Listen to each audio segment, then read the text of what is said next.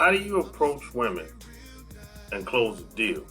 Sharp Game coming at you with another episode from ChooseYourRelationships.com, author of Boss Life Secrets, which can be found on Amazon.com. So this is a question that I usually get a lot. Dudes say, yo, how do you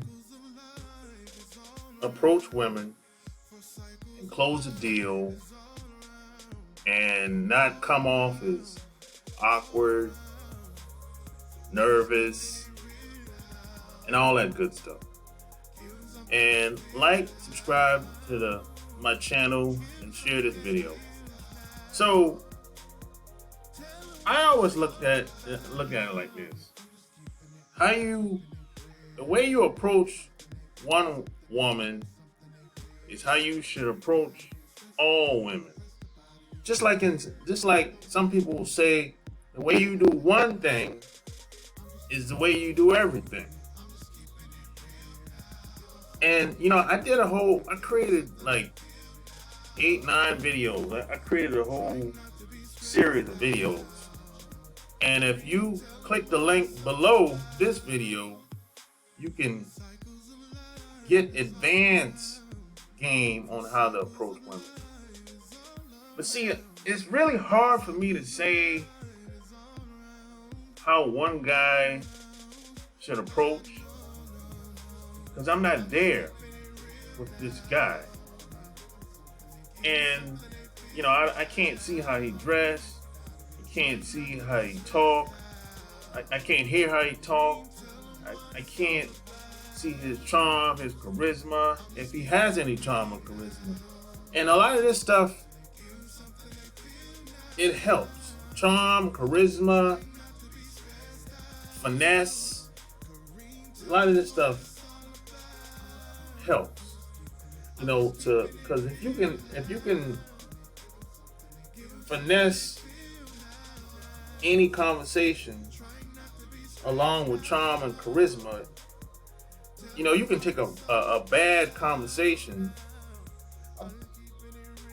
and shift it into a good conversation. Or you can parlay a conversation between a woman in a direction where you want it to go, and not necessarily the way she would want it to go, or at least a way she thought about going. That's what you can do with charm, charisma, and finesse. These strategies, that's what I call it, really.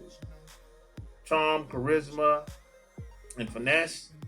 This helps you close the deal with women. This helps you approach women. It's very different versus the average type cat out here today. And on top of that, a lot of this stuff, every woman is different. So you kind of have to pick up the vibe. Like, for example, depending on what type of woman you approach, is she young, in the 20s, she's in the 30s, she's in the 40s, 50s. There's a lot of women have baggage. So women that's in the 40s, 50s, 60s, they tend to have a lot of baggage. So some of these women are just period, right? Some women just not, they won't be interested in talking to you. But here's how the baggage come into play. Because you can say something to a woman with good intent, but maybe some guy in her past might have had bad intent with the same thing you said, so she'll get triggered and she might give you a bad response. That's where the baggage comes into play. So sometimes, man, you just gotta keep it moving, because that baggage ain't got nothing to do with you. You just met her. You might not know anything about her, or very little. So sometimes, man, you just gotta keep it moving. You know, there's some people, some women, you're just not gonna be able to reach when you have a conversation with them because you don't really know what they've been through. Maybe they got a bad phone call. Maybe the kids got sick. Maybe the husband got on her nerves. Maybe mom called. Maybe dad pissed off. Maybe the boss at the job said something she didn't like. Maybe she's stressed out because of work, because of the pandemic. Maybe her money low, messed up. It ain't no telling. But that stuff, it affects people, it affects women. However, that ain't got nothing, really got nothing to do with you. You can have compassion and remorse, but 9 times out of 10, you're not gonna know that. They're not gonna tell you that. They're not gonna tell you why they're in a bad mood or why she might have snapped at you or acted rudely. So sometimes, man, you just gotta keep it moving. Now, I know one thing. The older a woman tends to get, the more they tend to get set in their ways. This is where the baggage comes into play. Now, if you can say the same thing to a girl in the 20s, and 9 times out of 10, you're gonna get a different reaction versus saying the same thing to a woman that's in the 40s. 9 times out of 10, you're gonna get a different reaction. A lot of this has to do with the age gap. A lot of it has to do with how she was raised. A lot of it has to do with her experience with guys she met in the past, and etc. Culture, language. You know, maybe English is not her first language. And if English is not her first language, well, that's another, you know, could be a language barrier, a culture barrier. I ran into that because I give you an example. This is a couple years ago. I met this girl that was from Guatemala, and she spoke very little English, and I don't speak Spanish. I understand just a little bit. A lot of it I just forgot because I haven't really had to use it over the past 20 years. So some of the stuff that I used to say in Spanish in the past to other women that I had relationships with, and I still have relationships with and speak Spanish, they know I'm just joking around or whatever, right? Now, and I started basically kind of testing it out on her just to see if she would like my jokes. She didn't like it. She said, "Oh, could you please stop saying that?" And I said something like, "Mamacita, señorita," or whatever. So she said, "Oh, could you stop that? That's too much," right? And I was like, "Okay, whatever, you know." And then, of course, I just didn't say it anymore, you know. And I kind of fell back, kind of got away from her because I didn't really thought that was such a big deal. You know, what's the deal? Maybe she ain't feeling me like that, or maybe she don't like joking around. I don't know. And the reason why I didn't know because I can't speak Spanish. She speaks very little English. But she knows enough English to tell me to stop doing it, to stop saying it. That's all I know. But would she have not mind if we had a better relationship? Maybe so. I don't know. But I didn't stick around long enough to find out. Because if you can't communicate with each other, it's going to be very difficult to establish any type of relationship. You know, that's just what it is. But a lot of this stuff, man, as far as communicating with women and approaching women, a lot of this you have to be able to pick up on a lot of stuff. You have to be able to feel the vibe And a lot of this stuff comes with experience. It's not just enough to become a pickup artist or use pickup lines, and that's not enough. You have to be in the moment. You can't say the same thing to different women and think that it automatically is supposed to work. It doesn't work like that. Every woman is different. Every woman responds differently to any word, any phrase.